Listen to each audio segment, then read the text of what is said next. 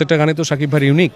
এইটা আরেকটা চমক নিয়ে আসবেন উনি। বাংলাদেশের ইতিহাসে মানে এইরকমভাবে বিপিএলে কোনো টিমের গান হয়নি। ফিল্ম ইন্ডাস্ট্রির জন্যও এটা একটা পজিটিভ, কারণ সব চলচ্চিত্রের নায়ক নায়িকারা আমরা আছি। ঢাকা ক্যাপিটালসের গান সব টিমই গাইবে। 30-31 তারিখের মধ্যে আমরা গান রিলিজ করতে পারবো আশা করছি। হ্যালো বন্ধুগণ, কী অবস্থা, কেমন আছেন? আশা রাখি ভালো আছেন। এবার বিপিএলে ঢাকা ক্যাপিটালসের মালিকানায় রয়েছেন আমাদের মেগাস্টার শাকিব খান। আর যেখানে মেগাস্টার শাকিব খান থাকবেন সেখানে বড় কিছু হবে না, এটা তো হবেই না। পিলার দিয়ে বড় কিছু তো রয়েছেই, সেটা নিয়ে আজকে কথা বলছি না। আজকে কথা বলছি ঢাকা ক্যাপিটালসের থিম সংস নিয়ে। থিম সংস হচ্ছে সেটা বড় সড়ো আকারে ইমন বলছে সেটা হচ্ছে তামিল সিনেমার গানে যেরকম বড় বাজেট দিয়ে হচ্ছে ওরকম বাজেট দিয়ে হচ্ছে। আর বাংলাদেশ চলচ্চিত্রের প্রায় সকল নায়ক নায়িকা রয়েছে এই গানের ভিতরে থিম সংসে।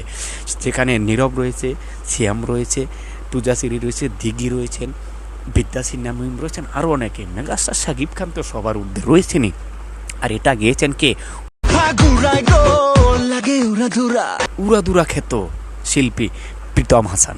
চলেন কথা না বাড়িয়ে আমরা আজকে দেখে আসি থিম সং যে শুটিং হচ্ছে, শুটিংয়ের কিছু দৃশ্য এবং আমাদের ইমন কি বলছে এই গান সম্পর্কে।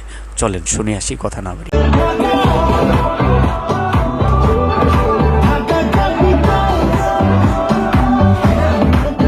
ঢাকা ক্যাপিটালসের থিম সঙ্গের শুটিং হচ্ছে বিশাল আয়োজন এফডিসিতে।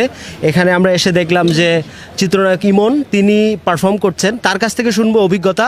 এবং আমরা যতদূর শুনেছি বিশাল আয়োজন, বিশাল বাজেটে এই গানের শুটিং হচ্ছে। আমার মনে হয় যে বাংলাদেশের ইতিহাসে মানে এইরকমভাবে বিপিএলে কোনো টিমের গান হয়নি। এবং ঢাকা ক্যাপিটালস তো নানাভাবেই আলোচিত আসলে। এখানে তো স্টারে ভরা, এবং স্টারের উপরে যিনি আছেন আমাদের মেগাস্টার, আমার প্রিয় শাকিব ভাই, উনি আছেন এবং উনি নিজে পারফরমেন্স করবেন, আমি পারফরমেন্স করছি।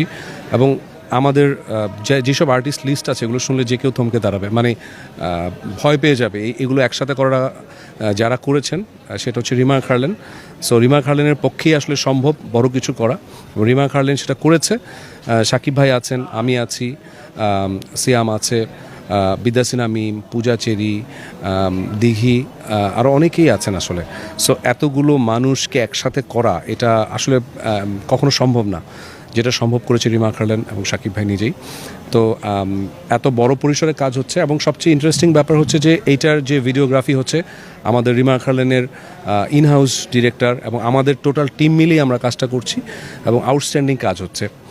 সব কিছু মিলে আমি বলবো যে শুধু এবারে বিপিএলের সেরা টিমের গানই হবে না, এটা এই গানটা আরও কয়েক বছর মানে রেকর্ড করবে। এবং যদি রেকর্ড ভাঙতে হয় সেটা আমাদের পক্ষেই সম্ভব, আমরাই আবার ঢাকা ক্যাপিটালসের হয়ে আরেকটা রেকর্ড ভাঙবো। সো এভাবেই কাজটা হচ্ছে। না, আমি যখন ঘুরে দেখছিলাম তখন দেখলাম যে সিনেমার এফডিসিতে অনেকেই যারা আসছে তারা মনে করছে যে সিনেমার শুটিং হচ্ছে, কিন্তু এসে দেখছে যে এখানে একটা গানের শুটিং হচ্ছে। এই যে বড় আয়োজন, এই আয়োজনটা আছে কি মানে বাংলাদেশের বড় তারকা শাকিব খান আছে বলেই কি এত বড় আয়োজন হচ্ছে? ওইটা তো একটা বড় রিজন আছে। আর সবচেয়ে বড় কথা মানে ঢাকা ক্যাপিটালস, রিমা খার্লান এটা অন্য পরিসরে আগে থেকেই প্ল্যান ছিল যে আমরা খুব বড় করে একটা গান করব। আপনি মানে আপনার ভালো লাগবে শুনতে যে তামিল ছবিতে যেরকম বাজেটের গান হয় আমরা ঠিক সেরকম বাজেটের দিয়েই আমরা ঢাকা ক্যাপিটালসের গান করছি।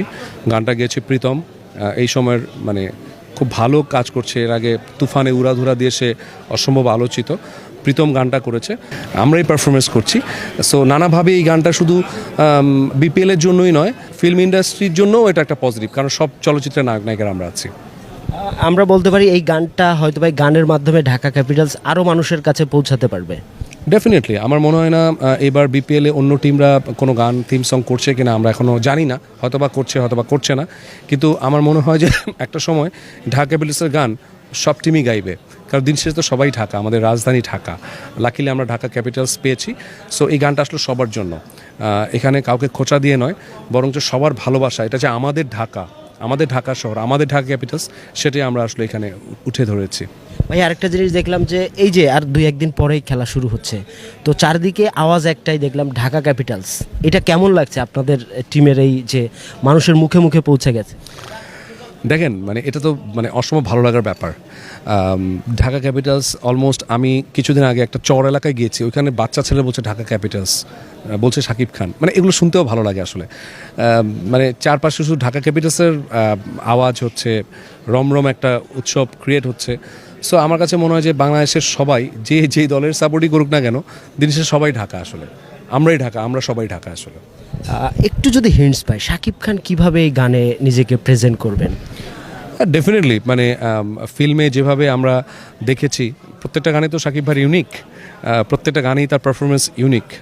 এটা আমার কথা না, এটা সবার কথা। মানে উড়াধুরাতে যদি একরকম দেখি, আমার মনে হয় যে এইটা আরেকটা চমক নিয়ে আসবেন উনি, এবং উনি স্ক্রিনে থাকা মানেই তো একটা বাড়তি পাওনা। উনি যখন স্ক্রিনে থাকবে, আমরা যখন একসাথে স্ক্রিনে থাকবো, এটা আউটস্ট্যান্ডিং কিছু হবে ইনশাআল্লাহ।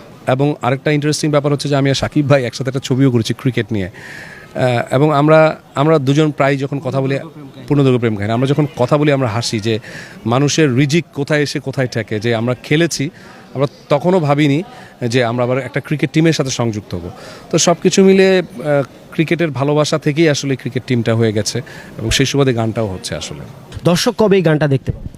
আজকে তো শুটিং করলাম, আমাদের আরও 2 দিন শুটিং আছে, আমরা প্রায় 4-5 দিন শুটিং করছি, গানটার ধরে কাজ করছি। আমার মনে হয় যে আজকে 30 তারিখ বা 31 তারিখে মানে হ্যাপি নিউ ইয়ারের আগেই আমরা হয়তো এই গানটা পেয়ে যাবো ইনশাআল্লাহ। এবং যেহেতু অনেক বড় বাজেটের গান, আমরা এটা কালার কারেকশন থেকে শুরু করে সব কিছুতেই কোনো মানে আমরা কোনো রাখছি না, মানে কোনো কার্পণ্য করছি না। এটা বেটার হওয়ার জন্য যা যা করা প্রয়োজন আমরা সব করছি। হোপফুলি 30-31 তারিখের মধ্যে আমরা গান রিলিজ করতে পারবো আশা করছি। সোশ্যাল মিডিয়াতে আমরা লেখালেখি দেখছি যে কোটি টাকা বাজেটের গান, আপনার কাছ থেকে জানতে চাই অ্যাকচুয়ালি গানের বাজেটটা কেমন? আমি এভাবে বলবো না যে কোটি টাকা বাজেট, এর থেকে বেশিও হতে পারে, আবার কমও হতে পারে। বাট আপনি তো বুঝতে পারছেন যেখানে এতগুলো স্টার, মানে শাকিব ভাই নিজেও তো কখনো বিপিএলের গানে পারফরমেন্স করার কথা না, উনি নিজে পারফরমেন্স করছেন ওনার টিম দেখে, সব কিছু মিলিয়ে মানে আমি কোনো সংখ্যায় এটা আটকে থাকতে চাই না। এই গানকে ভালো করার জন্য রিমার খারলানের পক্ষ থেকে বলাই হয়েছে যেন এটা যেন সর্বোচ্চ ভালো গান হয়। সো এখানে বাজেটের চেয়ে ইম্পর্টেন্ট হচ্ছে মানুষের ভালো লাগা, এবং আমাদের ছেলেমেয়ে যারা আছে, আমাদের ডিরেক্টর থেকে শুরু করে ক্যামেরা যারা আছে, সব তো আমাদের রিমা খারলানের টিম, ওরা সর্বস্ব ঢেলে দিচ্ছে। আমরা হয়তো অন্য কাউকে হায়ার করলে এই আন্তরিকতাটা পেতাম কিনা আমি জানি না, বাট আমাদের ছেলেমেয়েরা যেটা করছে, মানে I proud of them, that's it. Thank you so much. Thank you so much. Brother, megastar Shakib খানের গান যেভাবে ইউটিউবে, ফেসবুকে যেভাবে ট্রেন্ডিংয়ে থাকে, এবার বিপিএলে ঢাকা ক্যাপিটালসের এই গানটাও ট্রেন্ডিংয়ে থাকবে, কারণ এটা বিশাল বড় আয়োজনে করা হচ্ছে, বিশাল বাজেট দিয়ে। বাজেট কোনো সমস্যা না, এটা কথা হচ্ছে এটা সবার ঊর্ধ্বে থাকতে হবে, এটাই কথা তাদের, এটাই বোঝা যায় ইমনের কথায়। আর ইমন যে কথাটি বলল, যে কথাগুলো বলল, বাইরে ভাই অসাধারণ কিছু কথা বলছে ঢাকা ক্যাপিটালস নিয়ে। ঢাকা ক্যাপিটালসের এই গানটা সারা বাংলাদেশের মানুষের হবে, কারণ ঢাকাটা তো সবারই, ঢাকা যে দল করুক সমস্যা নাই, এটা কোনো খোঁচা মারার কথা না। ঢাকা ক্যাপিটালস সবার জন্য, কারণ ঢাকাটা তো বাংলাদেশের মানুষের সবার। এই গানটা নিয়ে কোনো সমস্যা নাই, গানটা সবার জন্য থাকবে, এটাই বললেন ভাই ব্রাদার। আপনারা ইমনের কথাগুলি শুনে যা বুঝলেন, এ ব্যাপারে আপনাদের মূল্যবান মতামত কি? এই গানটাতে হতে যাচ্ছে যেভাবে বলল, কি মনে হয় কেমন হতে পারে? অবশ্যই কমেন্ট বক্সে জানিয়ে যাবেন। সবাই ভালো থাকবেন, সুস্থ থাকবেন, ঢাকা ক্যাপিটালসের পাশে থাকবেন। আল্লাহ হাফেজ।